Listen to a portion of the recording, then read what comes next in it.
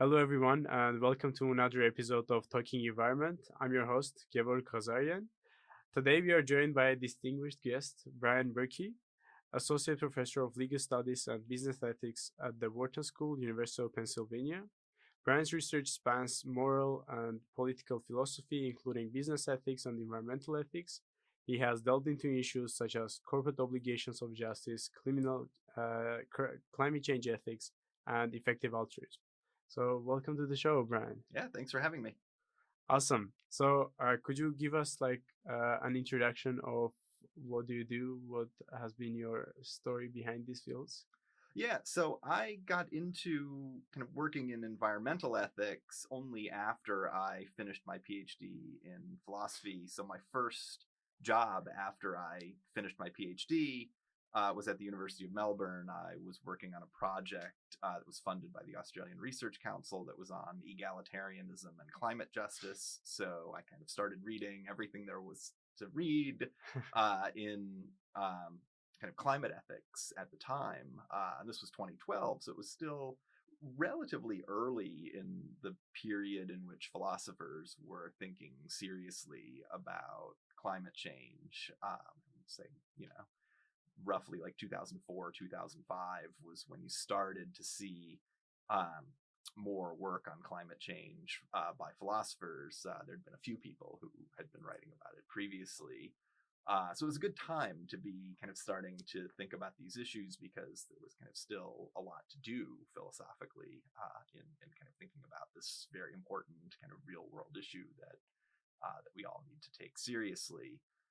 And so at the time, I was thinking about issues that were related to my dissertation work, which was on kind of moral demandingness and individual obligations of justice.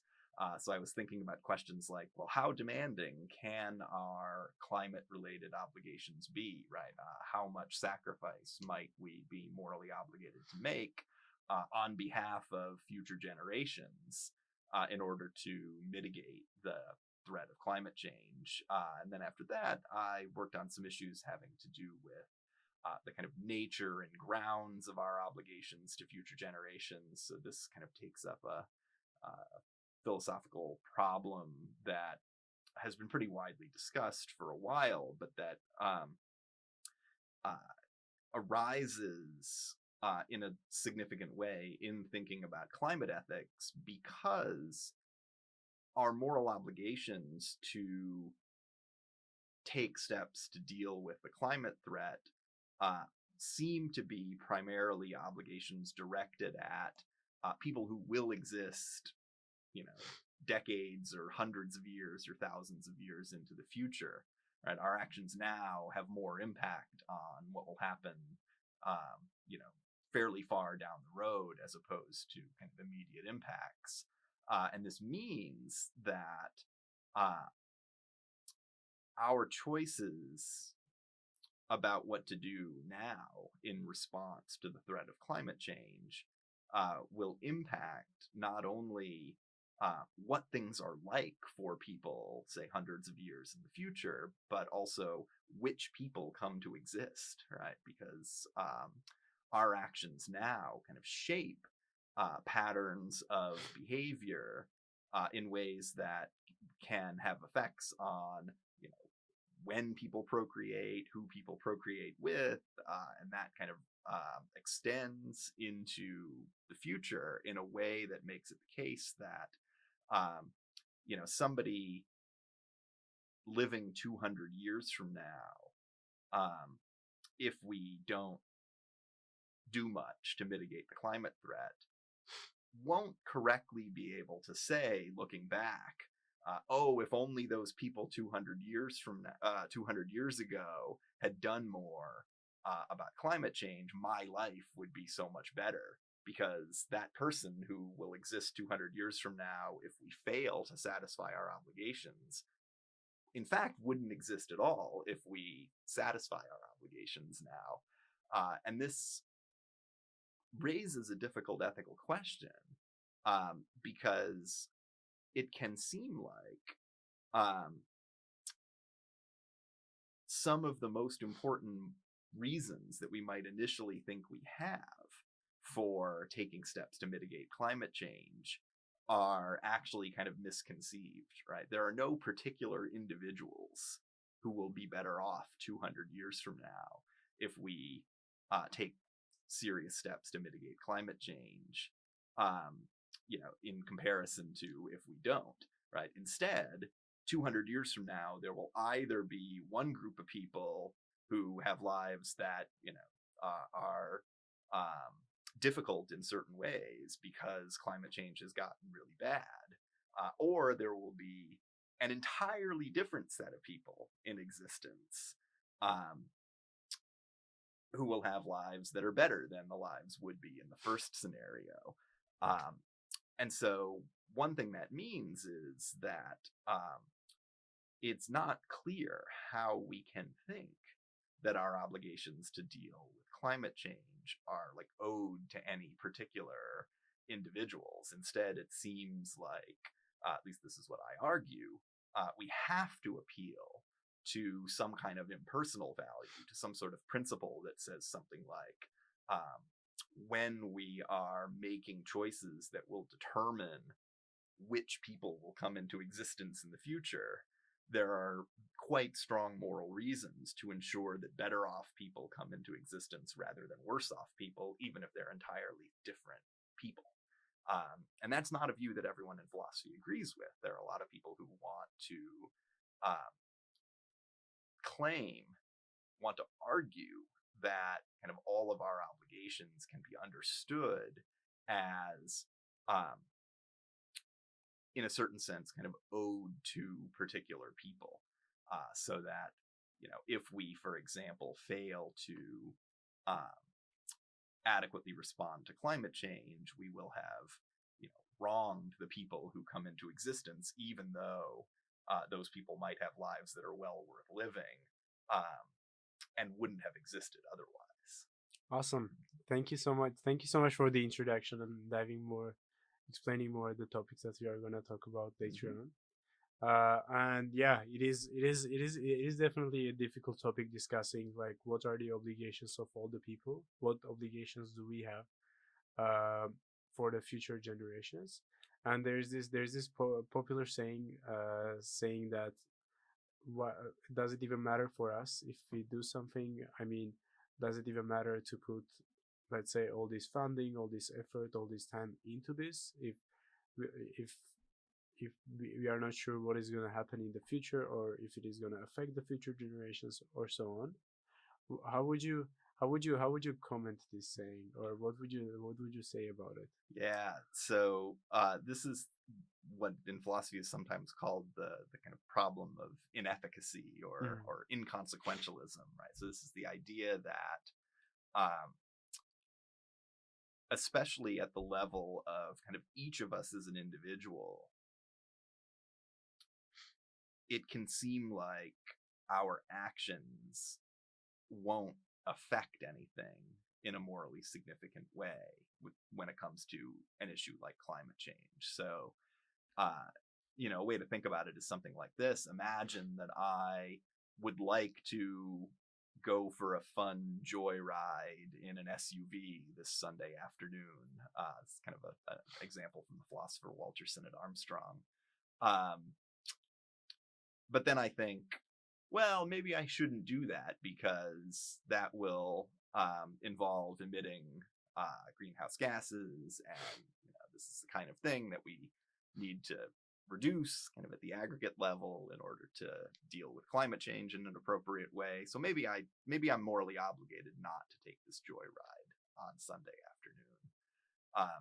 But then I think, well, look, what matters when it comes to climate change is that our actions collectively, right, that involve emissions are going to make the conditions of life hundreds of years from now quite a bit worse than they would be if we collectively limited our emissions. Right?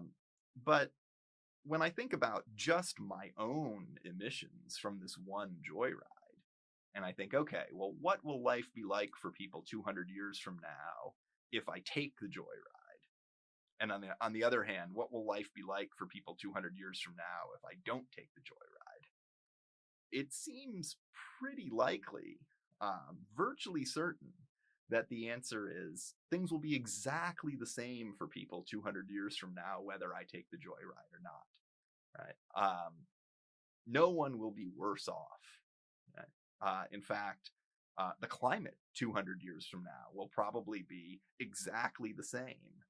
Or if there will be differences, it's hard to know, right? I mean, it might be equally likely that they're a little bit better or a little bit worse, depending on whether I take the joyride. Even though, of course, in the aggregate, the more people who take these kinds of joyrides, the worse things will be 200 years from now. But if my own individual action won't make a difference to what things are like for people in the future, then it's not clear what the moral reason could be for me not to do it. Right? And that's counterintuitive, because we do tend to think intuitively that we have obligations to limit our emissions, to not engage in kind of entirely frivolous emitting activity. Right? We tend to criticize people who go for, pointless joyrides in high emitting vehicles. And in some sense, that reaction seems entirely appropriate, because this is the kind of thing that, when a lot of people do it, it makes things worse with respect to climate change. But at the level of individual decision making, it's not so obvious on what grounds we might conclude that there is an individual obligation not to take the joyride. So I think that this is a real challenge. So, I mean, there are some people who think, well, look, we can get around this worry by holding that these obligations have some kind of grounding other than, a grounding in concern for the effects of our actions on future people. But that seems wrong to me. It seems like, even though there are cases in which it's plausible to think that we have obligations that are not explained by effects on the welfare of other people, right? So I'm not just asserting that every obligation that we have has to be understood in some kind of welfarist, consequentialist way. When it comes to climate change, it really does seem like the most important reason to care about the climate-related effects of our actions have to do with the effects of our actions on what life will be like for people in the future. And so if we can't explain the obligations that we intuitively think that we have by reference to something related to the impacts of our actions on the welfare of people in the future, I think we're not likely to find a plausible basis for these obligations. So another way to go, which a number of philosophers have endorsed, is to think that there really is negative expected value to even an individual joyride. So the idea here is roughly that either there's some small chance, perhaps very small chance, that our individual action will be a big difference maker, right? It will be a kind of an action right at a morally important threshold where some really bad stuff will happen if you take the joyride, but wouldn't happen otherwise. Now, the odds that any particular individual action lies right at such a threshold are very low. But the idea is, when you kind of multiply that low probability by the very high stakes, you get a significant moral reason not to take the joyride. An alternative is to think, well, we should assess the expected value of our actions by treating the expected value of all similar actions as, you know, a relevant fraction of the expected total effects of everyone in the relevant group taking those actions, right? So if, you know, 1 billion of us taking joyrides would result in, you know, 25,000 expected deaths, then the expected effect of my taking the joyride is going to be, you know, whatever, 25,000 over 1 billion. Right. So, you know, a fraction of one expected death, right? But a fraction of one expected death is enough of a reason for me to be obligated not to take the joyride. So I'm not entirely convinced that these latter strategies work, but I'm inclined to think that something in the ballpark of that kind of approach has to work if we're going to be able to succeed in justifying the view that as individuals we have obligations to refrain from these particular kinds of actions. Awesome. Yeah, that's a great example. I've never heard of it, but it's interesting to listen. Also, I'm more than sure there are many opinions on this. I mean, and I think in my opinion, we have had a lot of improvements in terms of fighting climate change. Let's say in the last 10 years, or what have changed in our society, but we are still not at the point where we can totally be, let's say, like not do any harm to the climate change or the environment. And for example, let's say driving to work or driving to other places where we have to do it, and there's not that much alternative. Of course, there are more now electrified vehicles, and so it is becoming easier to, let's say, do less harm for the environment, but still we have not reached that point where with our everyday actions we can just keep it at the low minimum. And about the improvement, I would say, I mean, there has been some improvement. Do you think it is going at a good pace, or the society, the people, individuals are doing their, let's say, the best to fight for this, or to do some improvement in this field?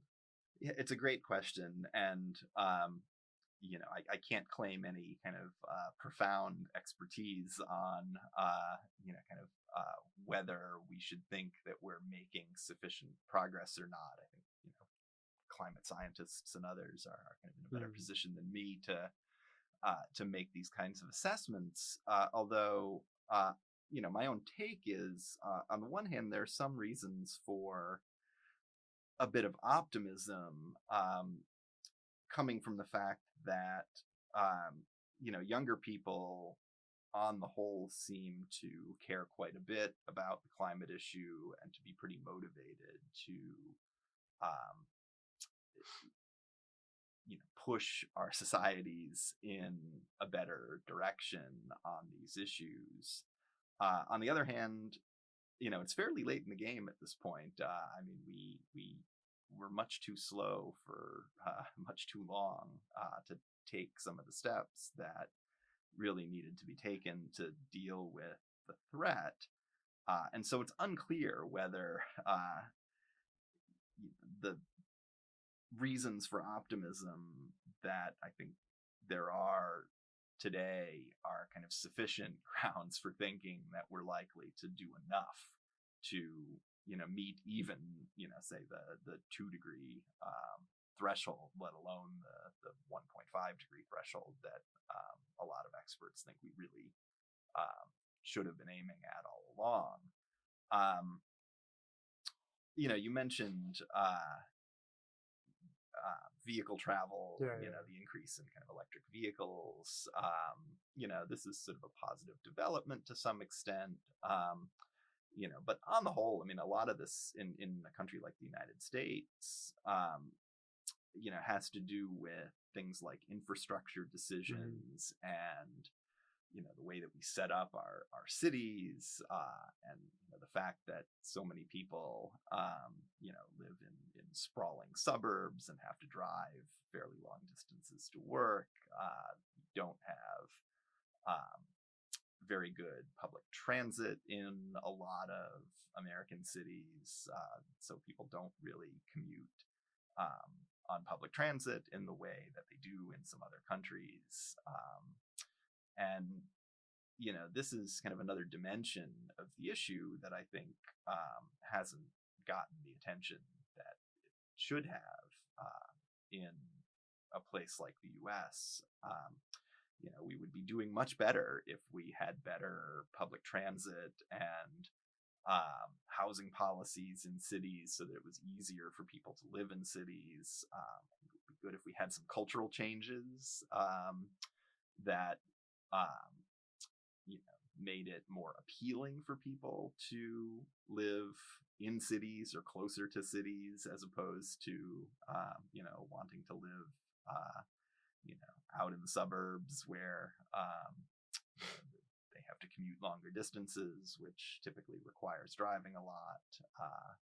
So, you know, this is something that I think it would be good for our society to kind of take on more directly. Awesome. Yeah. Really important things to mention. And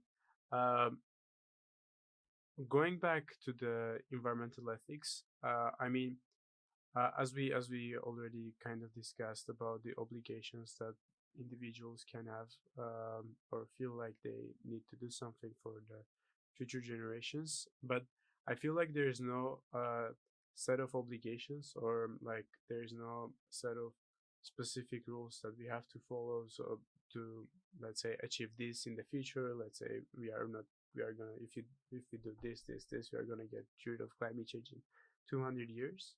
So saying this, could you, like, let's say we are in our everyday life, could you give some, let's say, practical tips or practical examples of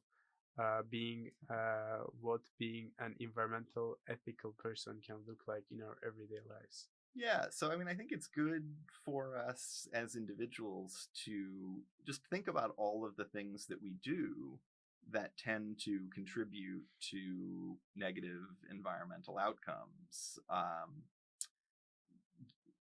And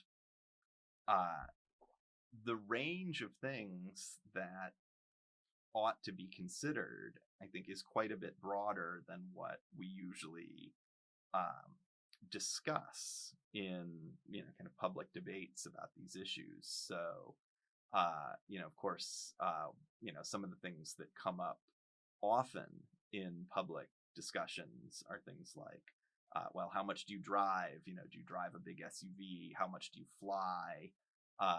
You know, things along these lines. But there are a number of other dimensions of our lives that contribute to emissions that don't get nearly as much attention. One of them that gets some attention in some circles is diet. Right? So a vegan diet produces quite a bit less in the way of emissions than any other diet, right? And you know, the more animal products one eats, the more emissions their dietary choices are responsible for. There are a whole lot of reasons to adopt a vegan diet, from health to concerns about animal welfare and so on. But you know, the environmental reasons are important too. Another one that I think makes a lot of people kind of uncomfortable to discuss, but that I think is really important, is having children. You know, especially for wealthier people in developed countries, bringing more people into the world who will likely live typical kind of Western affluent lifestyles, um, plausibly makes one responsible, at least to some extent, for their emissions, right? And so if we're thinking about choices that we make that are such that had we made different choices, there would be fewer greenhouse gas emissions. Having a child and having multiple children especially is top of the list, right, of what has the most significant effect, right? Much more than flying, much more than driving, much more than almost anything, than pretty much anything else that an ordinary person does. And this yet kind of remains a largely kind of taboo topic, even in a lot of environmental circles, right?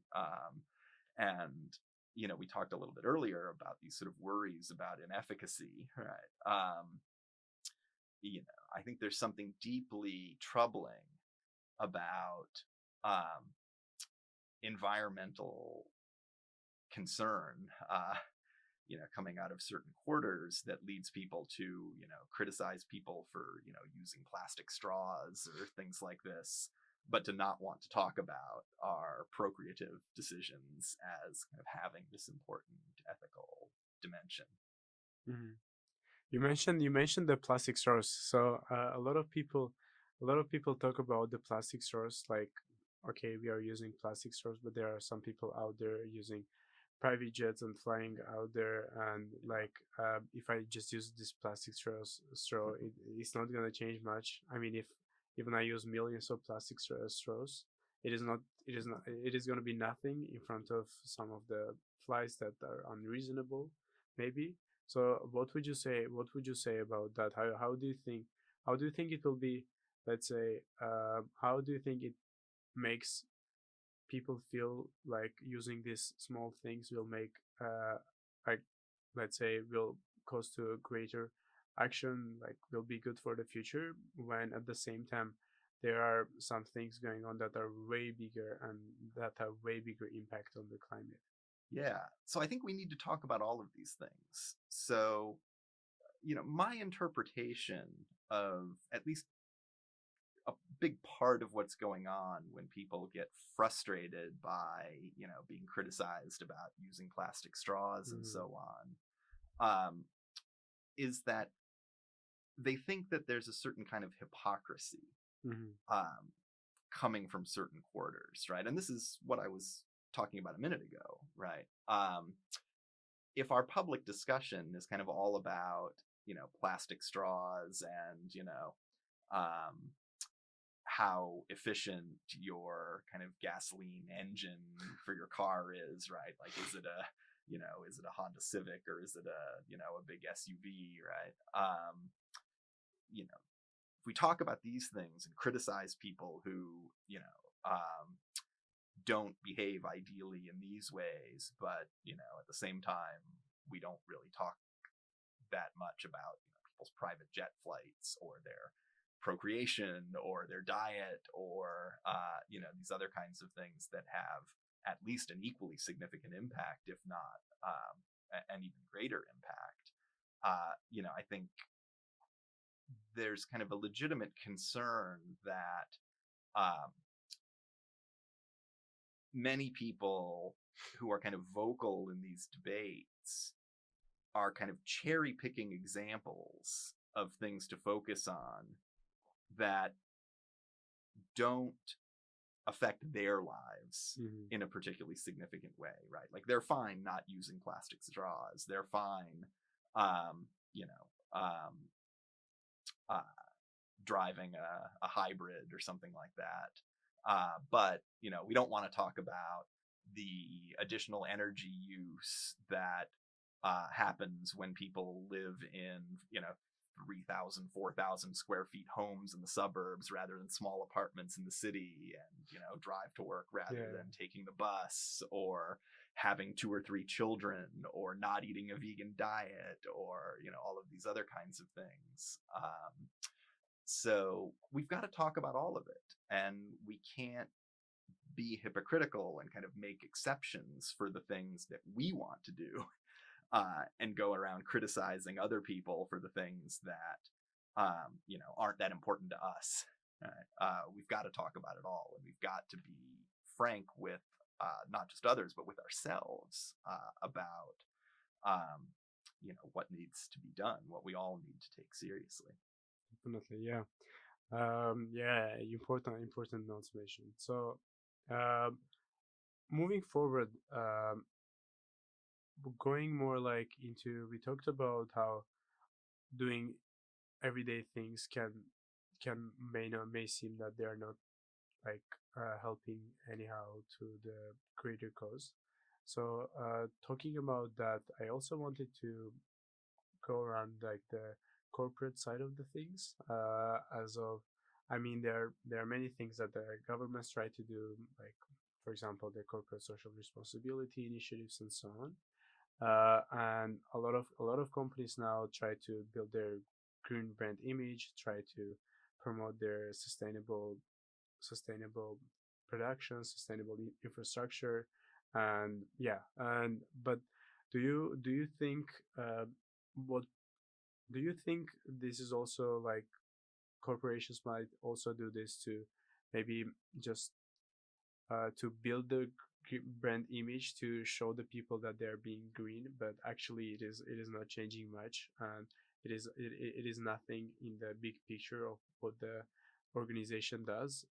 What do you think about that, and how effective do you think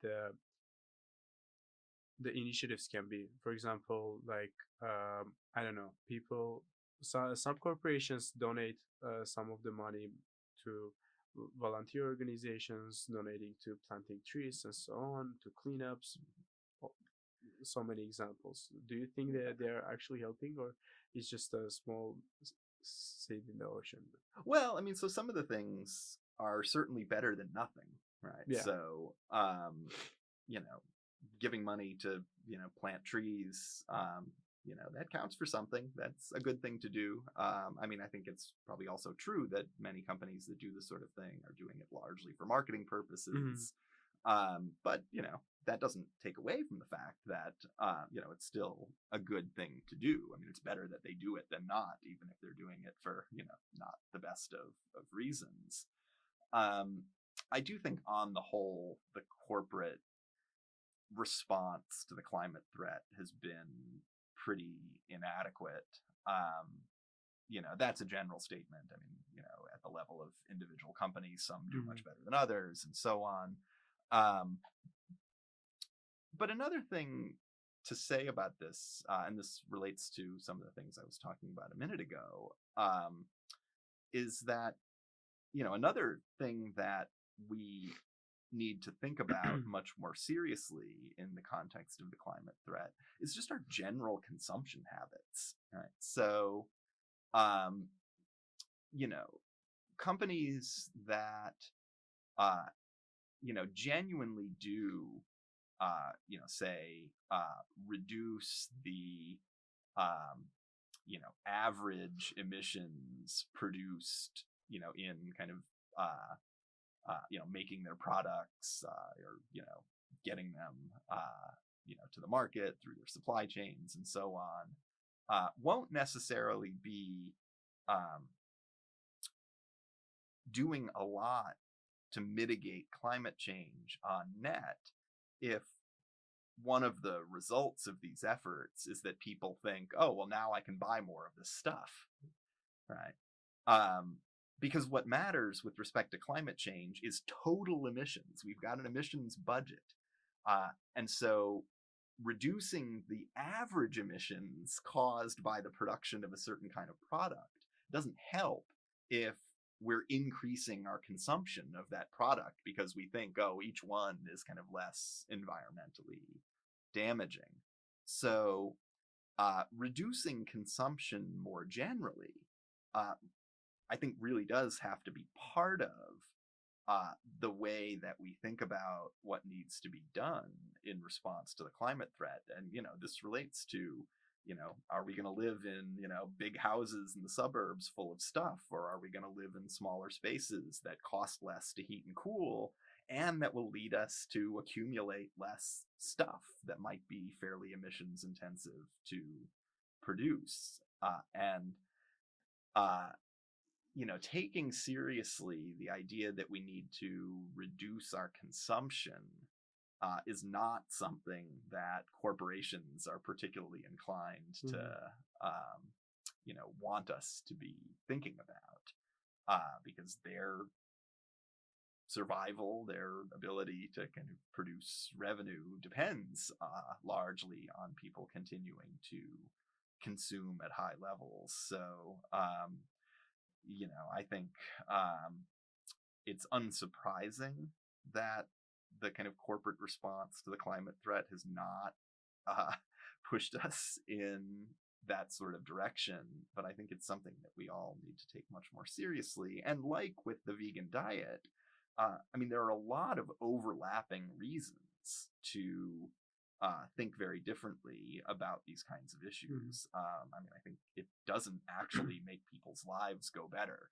to, have big living spaces to have to take care of and have a whole bunch of stuff to keep track of and deal with. I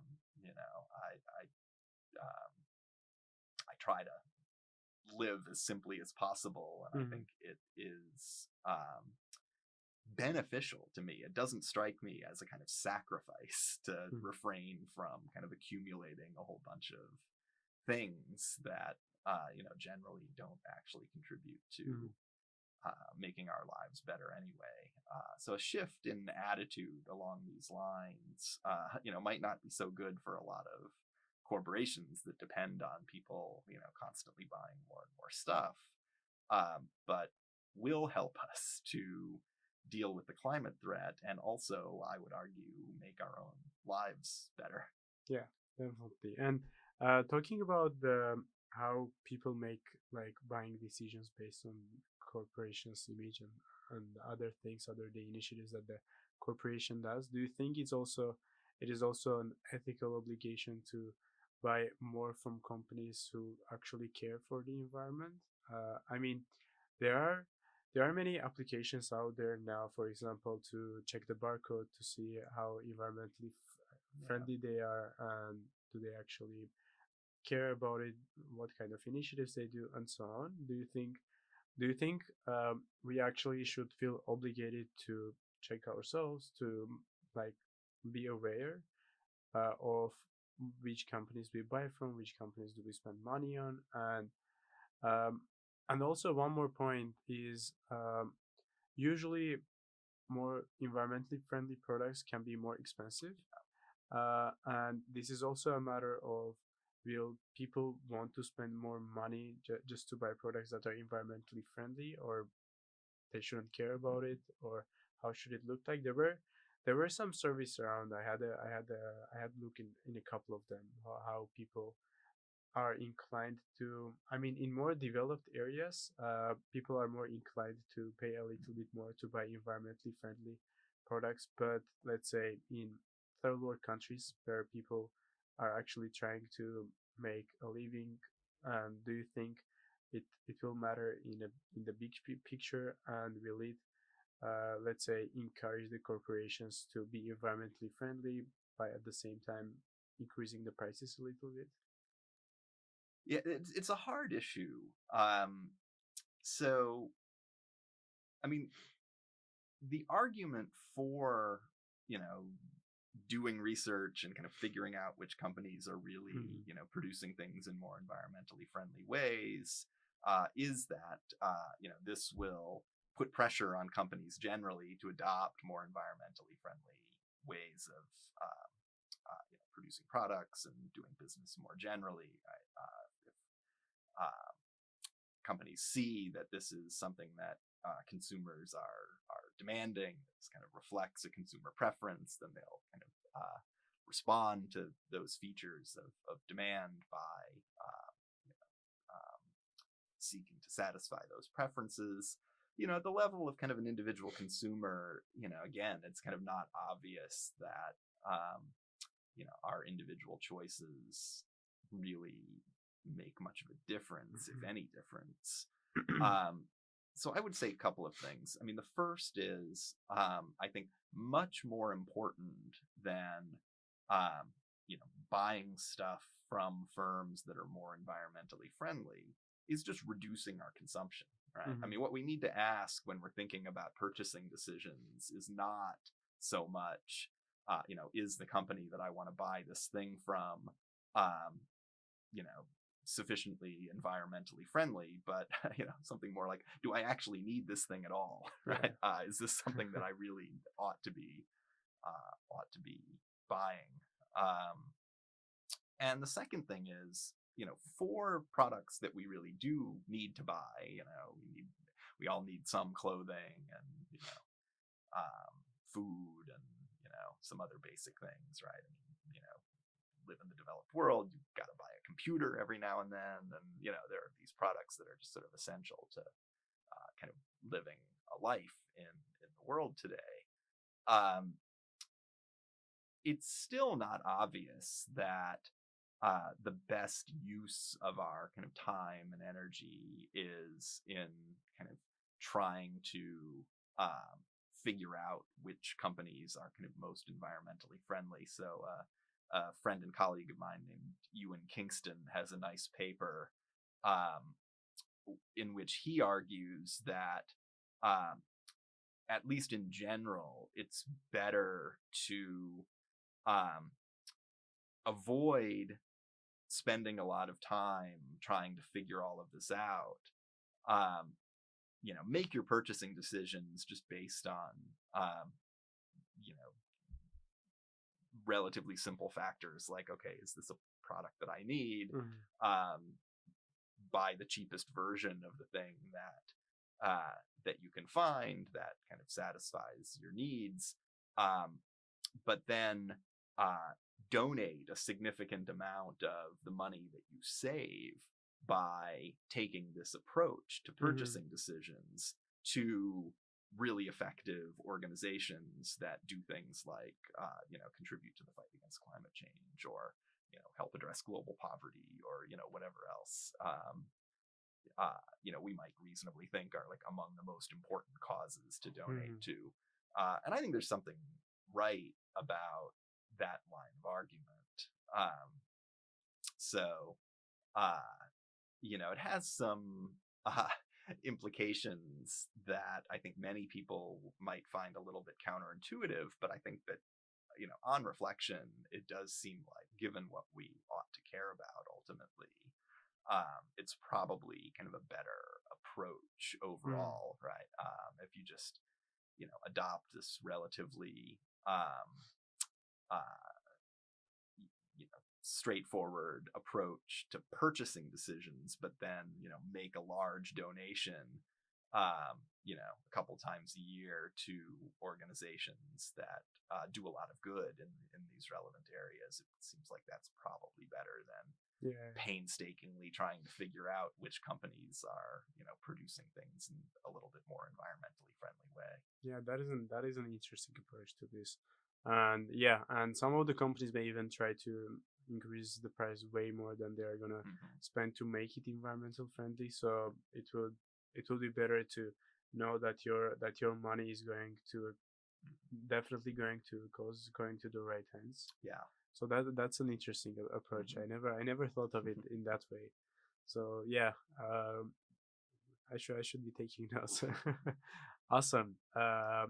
It is great to hear let's say the insights more about this, of what we can do in our daily life, of how to approach things, how to do the basics, from I don't know, from using the plastic straws to having kids.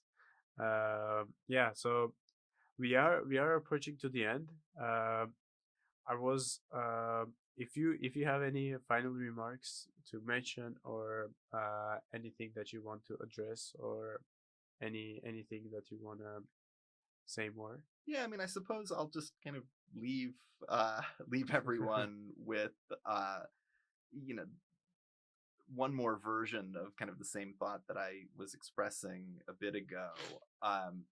Climate change is a big problem. It's multidimensional. It is affected by a wide range of the choices that we make in the course of our lives.